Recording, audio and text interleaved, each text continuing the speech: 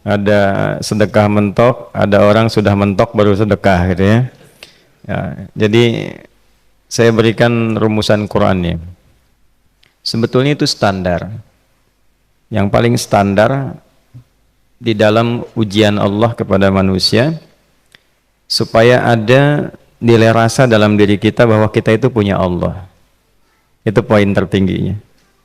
Nah, biasanya pada titik-titik tertentu oleh Allah itu dihilangkan semua potensi-potensi dari makhluk sehingga kita bisa merasakan kenikmatan langsung untuk berinteraksi dan mendapatkan anugerah dari Allah. Itu titik tertingginya.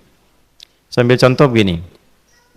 Nabi Zakaria itu yang paling viral di Al-Quran, salah satunya divonis oleh manusia tidak akan mungkin punya keturunan. Secara klinis mustahil karena istrinya divonis monofos dan mandul. Secara medis semua sedang angkat tangan. Tapi apa yang dilakukan? Nanti ini akan melahirkan rumus di Quran surah kelima Al-Maidah ayat 35. Nanti jadi rumus standar dari apa yang dialami oleh beliau ini. Di titik itu beliau menangkap isyarat bahwa ketika manusia sudah mengatakan tidak mungkin, itu tanda awal dari Allah supaya kita langsung memohon kepadanya karena Allah ingin memberi tanpa perantara siapapun.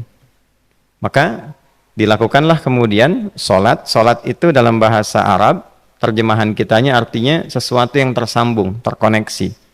Karena itu saat kita sedang solat, kita sedang menyambungkan diri kepada Allah. Anta'budallaha ka'annaka tarah. Kata Mas Ihsan tadi. Kita menyembah Allah dan kita merasa diawasi, dinilai oleh Allah. Maka dalam solat itu beliau meminta. Ya, permintaannya viral. Qala rabbi habli min ladunka dzurriyyatan thayyibah innaka sami'ud du'a. Bahasa bebasnya begini, ya Allah, semua memvonis aku tidak akan mungkin punya keturunan.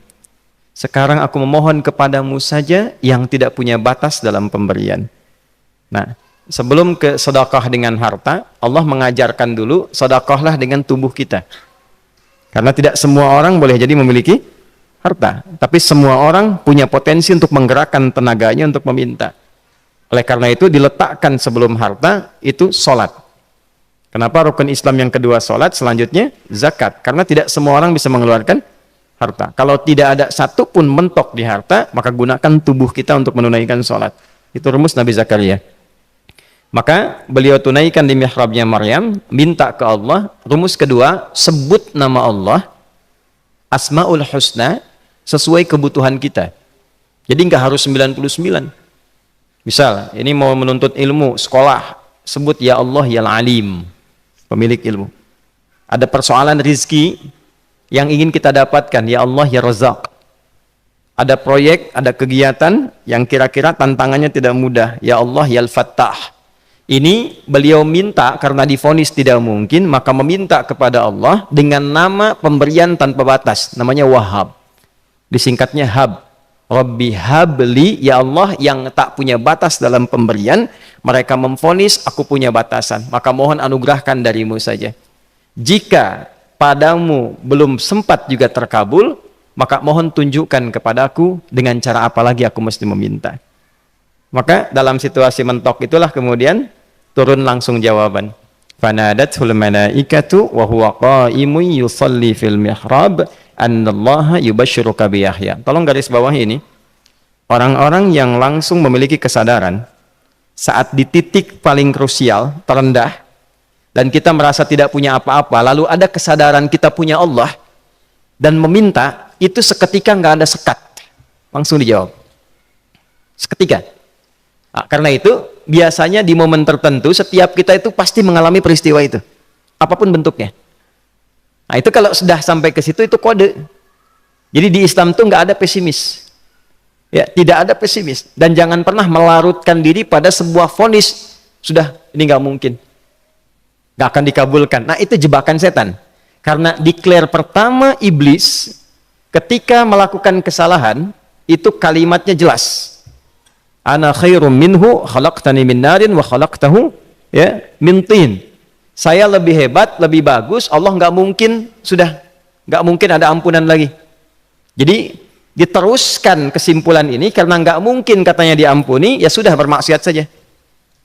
Karena nggak mungkin dikabul, ya sudah pesimis saja. Padahal di titik itu Allah sedang membuka. Temukan kata itu, temukan hubungan itu, minta itu tanpa sekat. Maka seketika malaikat turun menyampaikan, doamu dijawab. Itu sedang berdiri, baru selesai doa, belum selesai sholat, belum salam. Turun malaikat mengatakan, Allah kasih kabar, kamu akan punya anak, langsung namanya dari Allah Yahya. Jadi Yahya itu pemberian Allah. Ya, pemberian Allah. Yahya artinya hidup. Yang mustahil menurut manusia. Lahir seorang bayi dari rahim perempuan yang divonis menopause dan mandul, kata Allah, jadi dan hidup.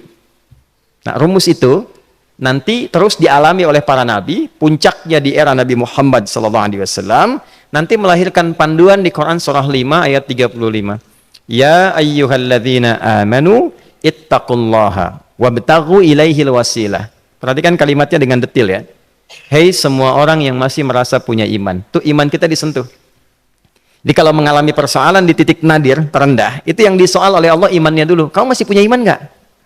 Orang beriman nggak mungkin pesimis. Orang beriman gak akan putus asa. Orang beriman gak akan bunuh diri. Imannya ditanya dulu. Katanya kau beriman, iman kamu di mana? Kalau masih punya iman, kata Allah, ini ujian dari saya supaya kamu nyebut saya. Katanya ingin mendekat, kata Allah kan?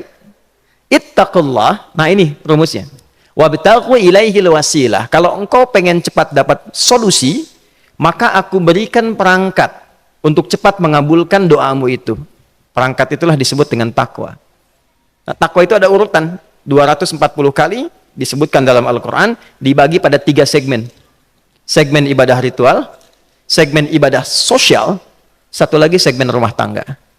Ya, karena itu tinggal cari aja di ibadah ritual, misalnya sholat, bangun tahajud malam, minta sama Allah, dekatkan diri kita. Salah satu kasusnya Nabi Zakaria. Ya, itu poin yang pertama. Yang kedua nanti ada maliyah sosial, itu yang tadi dipraktikkan, sedekah dengan harta. Ya, tidak harus banyak, yang penting Allah minta apa, ikhtiarkan, nggak akan dilihat berapapun nilainya. Yang dilihat itu ada nggak kemampuan mengimplementasikan imannya, itu poinnya. Titik itu, ya. Yang ketiga nanti di keluarga. Urutan pertama orang tua. Kata Ibnu Abbas radhiyallahu taala anhuma, tidak ada satupun aku melihat amalan tertinggi yang menarik perhatian Allah untuk memberikan ampunan pada orang tobat atau mengabulkan doa dengan cepat kecuali berbakti pada orang tua. Dan kisahnya viral sekali di Al-Bukhari, 3 orang terjebak dalam gua, kemudian tertutup batu besar karena berteduh hujan, tapi tertutup batu besar. Lalu ketiganya mendorong, tidak pernah bisa mengeluarkan tenaga yang mampu mengeluarkan mereka dari batu itu. Gak bisa gerak. Satu di antara 3 orang ini mengusulkan, sudah, ini tanda dari Allah. Jangan gunakan kekuatan kita lagi, kita diminta menggunakan kekuatan yang Allah berikan. Coba kita cari amalan rumus takwa tadi. Satu di antara 3 itu mengatakan, ya Allah, saya punya seorang ibu. Setiap kali saya berangkat kerja, saya akan selalu siapkan hidangan untuk ibu, khusus untuk susu sebelum tidur, itu saya yang minumkan langsung kepada beliau. Itu berlanjut selama hidup saya seperti yang kau ketahui. Satu kali, saya pulang dari kantor, dari pekerjaan, ibu saya sudah tertidur. Sementara susu belum diminum. Dan kami putuskan tidak ada yang berani menyentuh susu dan minuman makanan kecuali ibu terlebih dahulu. Maka saya putuskan memegang nampan susu di samping ibu yang tertidur dan menunggu beliau bangun. Tiba beliau bangun tengah malam, saya berikan susunya tanpa saya katakan saya telah menunggu cukup lama untuk memberikan susu itu.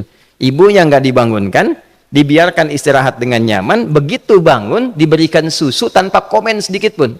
Nggak bilang, mas sebetulnya udah lama tadi nungguin deh. Langsung diberikan. Seketika ibu senang istirahat dan lalu mengatakan pria ini, ya Allah, jika engkau ridha dengan amalku ini, maka mohon bebaskan kami dari kungkungan batu ini.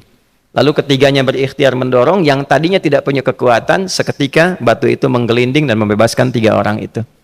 Nah itu persegi dalil yang sebetulnya jadi pedoman hidup. Dalil itu kan pedoman bahasa Arabnya.